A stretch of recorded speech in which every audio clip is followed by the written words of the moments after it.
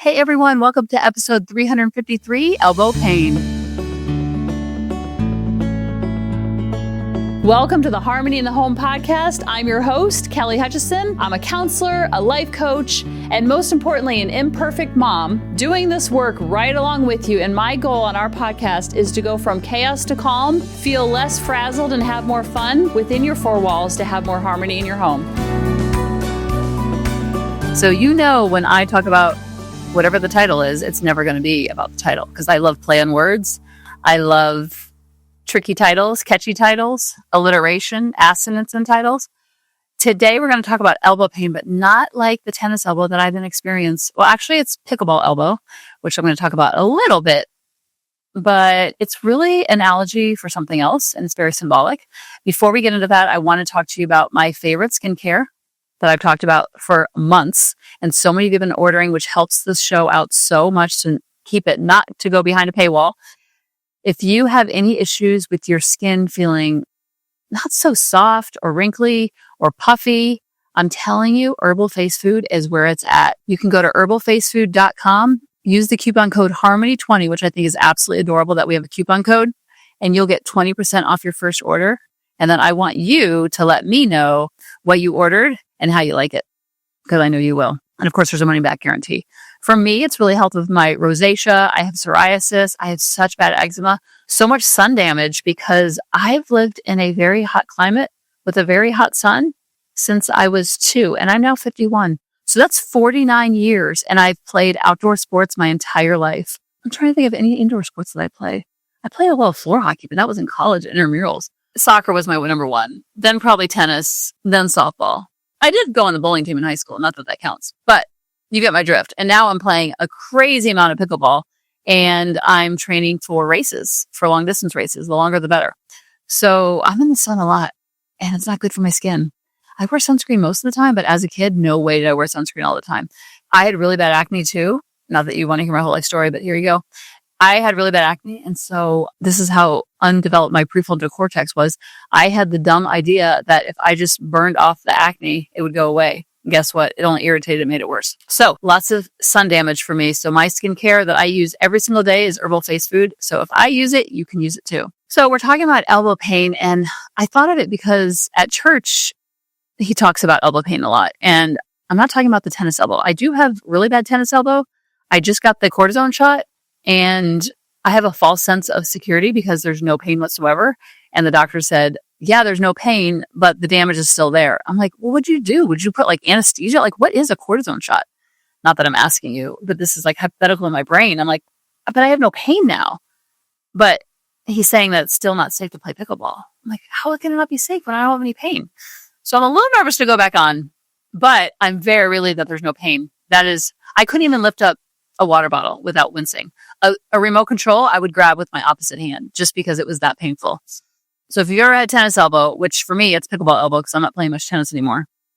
I do love tennis. It's just harder to find people to play with. But pickleball, you can go to any park in the whole county we live in, and there's probably 20, 30 people playing at any time. Probably like from like 6 to 12 in the morning and then like 5 to 10 at night. So they take a break between like 11 and 12 to 5 or 6, but not much of a break. So the reason why I'm talking about elbow pain, I did think of it because of my tennis elbow. It's been debilitating. Now, debilitating is a little strong of a word, but it's been very difficult for me to function. Now, I'm not laid up and like laying in bed, but it's just every day, like lifting a frying pan, a remote control, a water bottle, even turning on the blinker, just all the things. You don't even realize how much it hurts.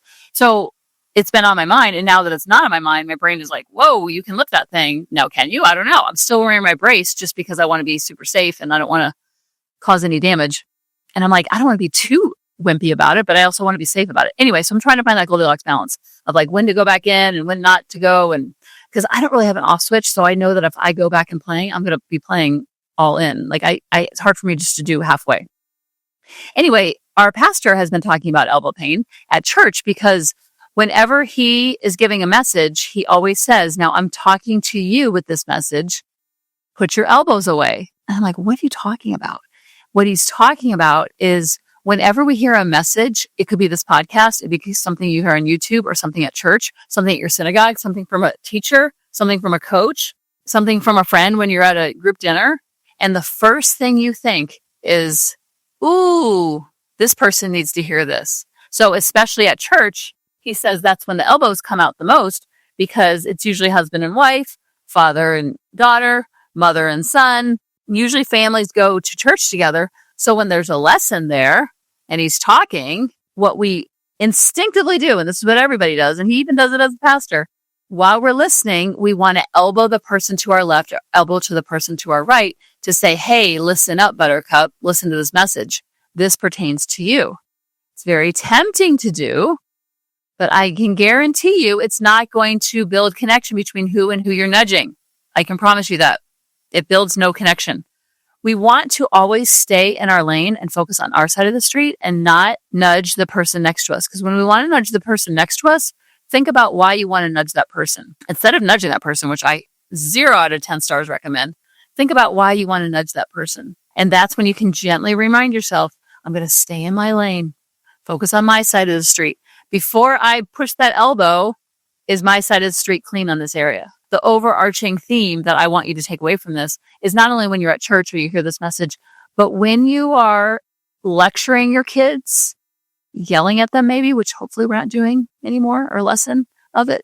Whenever we are letting them have it, the lecture, the talk, quote unquote, the talk, we want to make sure before we have the talk that we are modeling what we're talking about.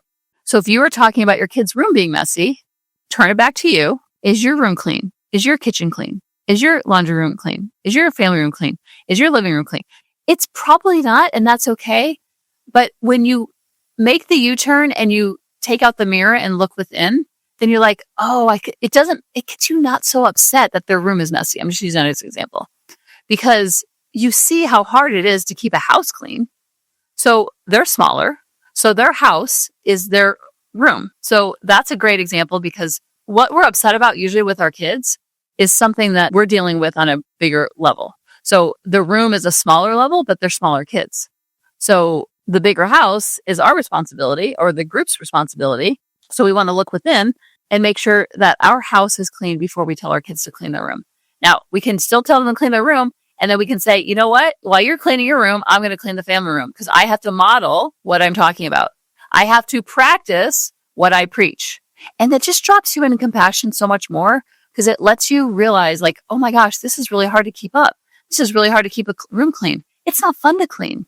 So many times we have things that we ask of our kids to do, like studying or laundry or cleaning or going to bed early. And then we look at what we're doing and we're not doing any of that. I'm not going to bed early. My house doesn't look the way it probably should right now. I don't want to study or go to work sometimes when I have to write that copy or do that thing that's not fun. So when we can see it from our POV of how we're struggling in that same area, it drops you into compassion with your kids, with empathy with them, and normalizes it for them. Because when you normalize it for them, then it takes away the shame and guilt. You can still say the thing, but you're not doing it with so much layered shame and guilt. So the whole message is to keep your elbows to yourself. And it's okay to lecture and have the talk with your kids. Just make sure whatever you're lecturing them about and talking to them about and having the talk, make sure that you're modeling it and you're practicing what you preach before you go and throw stones at glass houses. Isn't that the saying? And it's so easy to do. But when you do that U-turn, you're like, oh, and it kind of drops you out of anger and drops you into compassion. And then from compassion and love, you're able to still deliver that message and normalizing it for them a little bit. And in that, you actually build connection because, hey, I know this is tough. It's tough for me too. Let's do it together. I'm going to go take care of my side of the street, which is the kitchen right now.